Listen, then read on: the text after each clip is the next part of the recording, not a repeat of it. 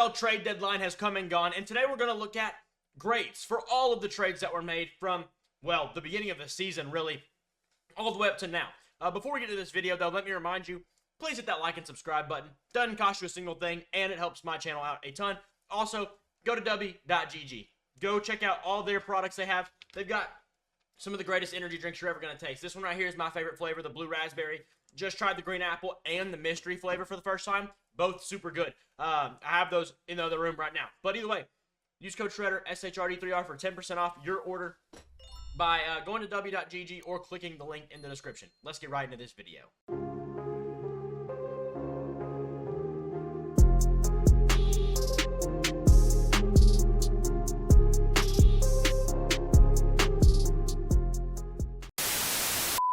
The first trade we're going to go over is the Davante Adams trade. This trade obviously sent Davante Adams to the Jets, from the Raiders for a conditional 2025 third-round pick. To me, this is a trade that we all kind of expected, and you know it's a good trade for both sides. Obviously, Davante Adams didn't want to be in Oakland anymore. In Vegas. Wow, can I please say it right? He didn't want to be in Vegas anymore, and the Jets have been looking to reunite him and Rodgers for some time. For me, the grades on this one, Davante Adams and the Jets, they get an A-. The Raiders get a B. Could they have gotten more for a future Hall of Fame wide receiver? Probably more than definitely, but they sent him to a place where, he wanted to be. So they get credit for that at least. Moving on to our next trade, Amari Cooper and going to the Bills, and the Browns get a 2025 third-round pick and a 2026 seventh. So this one's a little, more of a shocker to us in the league right now. Obviously, Amari Cooper's a very good wide receiver. He's going to Buffalo. For them, it's a great trade. A+. I don't think you could have done much better. They needed a receiver very badly. They got themselves a really great receiver, one of the better route runners in the entire league, and just a solid player overall. That's an A+ in my opinion. And for the Browns, they get a B+. The third-round pick is solid. Definitely not bad, especially considering what Davante Adams got traded for. It's not bad. And then they get the seventh as bonus, and, the conditional part of it for Davante Adams makes that up to a second, I believe. But either way, this is still a pretty solid deal. I think they probably deserve about a B+, because you also have to consider the fact that they didn't really have an option other than trading him. He was going to be gone either way, the way this Cleveland Browns team is developing. I would not stay around if I was him either. So yeah, makes too much sense. The next trade we are having here is the D-Hop trade from Kansas City, to Kansas City, excuse me. They get better. Why do the Titans do this? I don't know. They only got a 2025 conditional fifth that could turn into a fourth depending on play time and things like that. But to me, this is, a great trade for Kansas City. They're going to get an A+. They needed a receiver, and is DeAndre Hopkins the same guy he once was? No. But you didn't spend a lot to get a very sure-handed, solid receiver. A guy, a conditional fifth that might be a fourth. Okay, congratulations, dude. That's nothing for DeAndre Hopkins. I know he's not the same dude, but the veteran savvy, the Hall of Fame mentality he has is going to speak way more than whatever else a fourth or fifth rounder would. And for Tennessee, they're getting a D+, mainly because they didn't get a whole lot for him. Fourth rounder's not great. Granted, he is off contract, or I believe after this year. But they also gave him to the Chiefs, and I'm going to take that into account here. Maybe it's not the right way to do things, but why would you give the Chiefs more firepower, especially because you're in the AFC? If you were an NFC team, I wouldn't count for it as much, but come on, man. Do something better than that. Like, I'm sure Pittsburgh was offering something. I'm sure the Chargers might have offered something. I'm sure the Bills might have offered something. Let's not go to Kansas City, please. Goodness. Moving on. We got a defensive trade here. Middle linebacker swaps. Ernest Jones is going to Seattle from Tennessee, also Tennessee trade, and they're sending Jerome Baker, who had just signed this offseason, and a 2025 fourth to Tennessee. To me, Tennessee won this trade. They have an A- here. Did they downgrade? Absolutely, but not that bad. Jerome Baker is a very solid player. He's a good player. Ernest Jones is a upper level middle linebacker. He's not incredible. He's not a Fred Warner, Roquan Smith at all, but he's he's in your Patrick Queen kind of level. That tier 2.5, maybe tier 3. Not the Fred Warners, not the Roquan Smiths. Maybe not. I don't even know who else. Bobby Wagner, maybe that 2 tier. And then he's under that, but still very, very good. Ernest Jones, he's going to help Seattle with their run stopping. So they still get a B-, in my opinion. It's a very solid trade for them. But honestly, I just don't really feel like that really changes that much. Jerome Baker, he's more of a pass coverage guy a little bit, but this move doesn't make a ton of sense to me. I don't really feel like it's going to really change anything in the long run. Moving on, we have the Patriots also filling the Chiefs with more assets, giving them Josh Uche for a 2026 6th-round pick. This is another horrible trade for not Kansas City, for New England. The people giving something to Kansas City, they get an F from me. Not only did you trade a young guy, should he be traded? Probably. You traded him for nothing. A 2026 6th. This guy had 13 sacks 2 years ago. Yeah, he was opposite a really good year, Matt Judon, but doesn't matter. That's a good player. I mean, he might be he's not really a very good run stopper. He is a pass down rusher. He still can do good things for you. And you just gave him to Kansas City for nothing. Absolutely nothing. F for Patriots. I don't care that you're selling. It doesn't make any sense at all.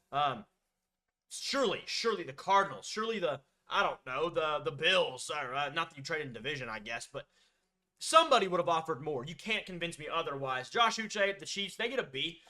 Like I said, he's a solid player. He can do a lot of things, but they're going to primarily be on pass sets. He's not really a very good run defender at all. So you can kind of take and give there, but he's still going to be a solid player. They're going to use him on pass downs. They could have kind of needed another edge rusher to be kind of dominant. And that third down is going to be pretty good with him and Karlaftis coming off the edge. Moving on, we're going to go with Kahlil Herbert from the Bears to the Bengals, and the Bengals sending them a 2025 7th-round pick. You know, I'm not terrible about this deal. Kahlil Herbert and the Bengals, they get a B. They needed a running back, and that's for sure. But they didn't. I mean, Kahlil Herbert doesn't really move the needle for me. Zach Moss has a neck injury that may take him out the rest of the year, but Kahlil Herbert's fine. I mean, he's going to be a guy you're going to play. Him and Chase Brown will be a really solid duo, and, you know, they pretty much replaced Zach Moss. I mean, a little bit of a different player, but the level of ability is probably about close to the same. However, I think you're still hindering Chase Brown, and Chase Brown's been very good this year, so I don't get that. The Bears, they get a C, and, you know, they didn't really get a lot in return, which doesn't make a ton of sense. Not that they should have. He's off contract after this year, but you could have gotten more than a 7th. I think, to me, in my opinion, it's just they were really trying to sell, just get something out of him because he was going to leave. They had no reason to keep him with Swift, with Roschon Johnson, all those different things. He was just kind of sitting around. There's no point in having him, so that's why you get a C. I think you could have gotten maybe a 5th, maybe a 6th, but you know, it's not a great return, but at the same time, I understand because he just wasn't doing a whole lot and wasn't going to do a whole lot. So it's a pretty fair swap overall. Moving on, the Baltimore Ravens get Deontay Johnson and a 2025 6th rounder, and the Panthers get a 2025 5th rounder. They swapped 1 round and gave up Deontay Johnson. Panthers get an F. That is a horrid trade for them. There is no chance somebody wouldn't have offered more. The Chargers, the Niners, maybe the Chiefs, surely they'd offered a 4th, maybe even a 3rd. Deontay Johnson is one of the premier route runners in the league. He's open. He's always open. He has been for years. His drop problems are not as big as people say they are. They are very much overhyped, to say the least. And Deontay Johnson is a solid player. He's a really good number 2 option. In the Ravens, they get an A+ because they literally gave up next to nothing and got probably the guy who is debatably better than Zay Flowers. He's not incredible, but he is. I'd probably say he is better than Zay Flowers. He's done more in his career. He's proven more. Zay Flowers is going to be now a lot more freed up, so this offense is expanded now, which is going to help them a ton. Panthers, what are you doing? I mean, I understand you're selling, but that was horrible. There's no way somebody didn't offer more than that. Ravens A+, Panthers F. Moving to the Jaguars and the Vikings trade. Vikings lost Christian Darrisaw, so that's the context for this. They're going to pick up Cam Robinson, the left tackle from the Jaguars, and a conditional 2026 7th rounder. And they gave up a 2026 conditional 5th rounder. I think that's a pretty good deal, and, you know, makes sense for both teams.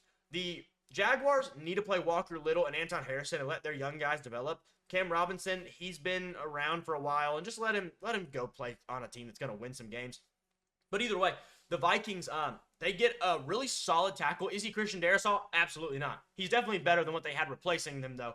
And they also get a conditional pick that could turn into something if it becomes worth it. But Both teams to me did a fine job. I think the Jaguars could have gotten a little more. They're going to get a C from me just because of that. And, the slight downgrade in their grade is also because you are losing a much better player than what you have. I mean, I like Anton Harrison a lot, but now Walker Little's probably going to end up starting more than he probably really should. But at least you're giving him option to grow. That's a good thing.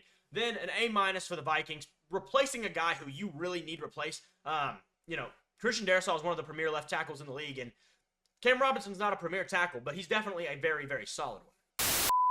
A defensive trade here, Baron Browning from the Broncos to the Cardinals. Cardinals send a 2025 6th-rounder. This is a fine trade. Baron Browning was not really getting a whole lot of play time. They had other guys to replace him with, and the Cardinals get a guy and an edge rusher they really need. The only thing, I'm going to give these teams both an A-. They're very, very solid asset trade, whatever. It's very decent. The only thing I have against it is just it's kind of a, if you wanted an edge rusher, I don't know that Baron Browning's the way to go, Arizona. I mean, he's fine.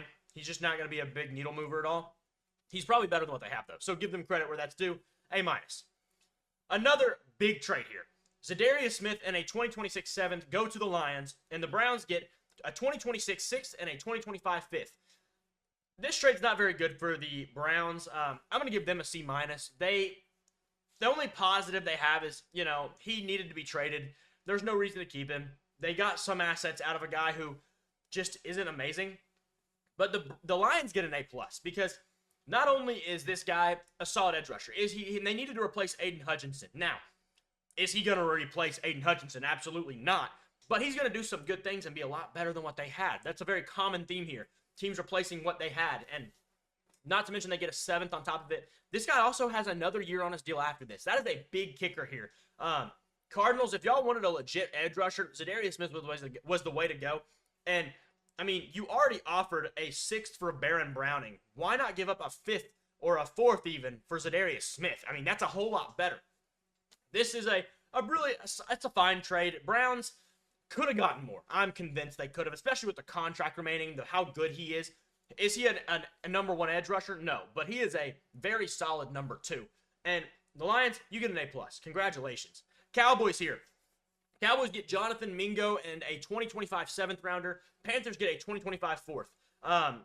Cowboys get a D+ here. This is a rough trade for the Cowboys because yards per route run, Jonathan Mingo is the last player out of 526 players since 2000 in yards per route run. 526, and he's 526th. Now, that's part of the scheme issue, guaranteed. But it's not completely on the scheme.